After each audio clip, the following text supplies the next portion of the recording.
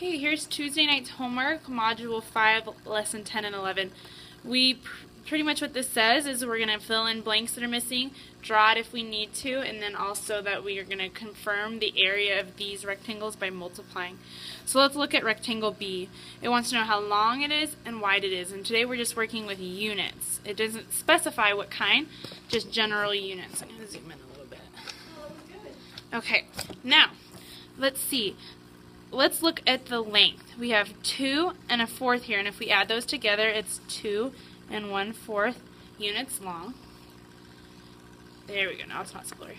And if we look at the width, or you could have flipped those, I guess it's probably flipped, we have 1, 2, 3, 4.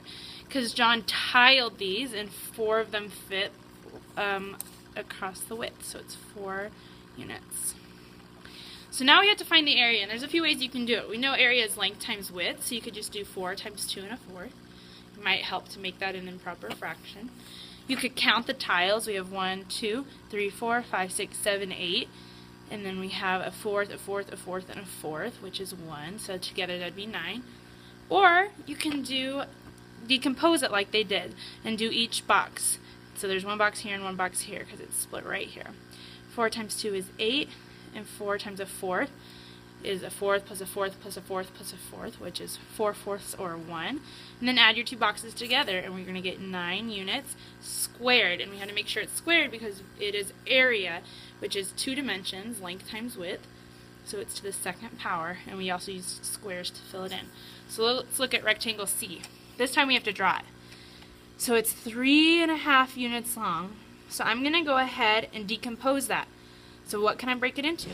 Well, I have a 3 plus a third. So 3 and a third. So 3 units, we always label, plus 1/3 unit. And then let's see what the width is. 2.5. So I'm going to go ahead and fill this in. I can also decompose that. 2 plus a half unit. So we could multiply 3 1/3 times 2.5. If you were doing that, I'd probably make it improper. 3 times 3 is 9 plus 1 is 10/3. And then 2 times 2 is 4 plus 1 is 5/2. 5 times 10 is 50. And 2 times 3 is 6. So you'd get 56. And you'd need to make that back into a mixed number. But let's go ahead and do it this way, decompose. So we have 1, 2, 3, 4 boxes we need to multiply to find 4 partial products. 2 times 3 is 6. And then for this one, length is a third and width is 2. So a third 2 times is 2/3. Now this one, width is a half and length is 3. So 3 times a half is a half 3 times, or a half of 3, which is 1.5. And this last one, length is a third and width is a half. So we'll multiply those. 1 times 1 is 1, and 2 times 3 is 6.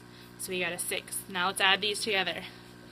I'll have a whole number here and there. 6 plus 1 is 7. Then we have 7.5 plus a 6 plus 2/3.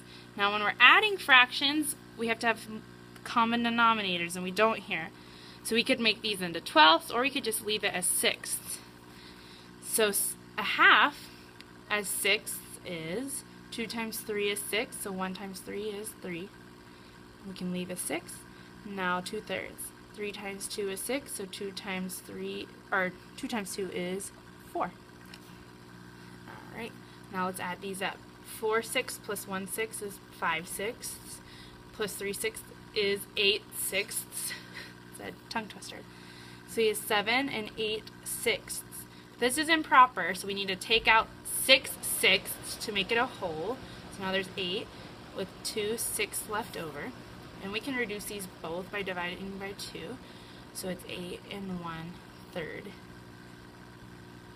units squared.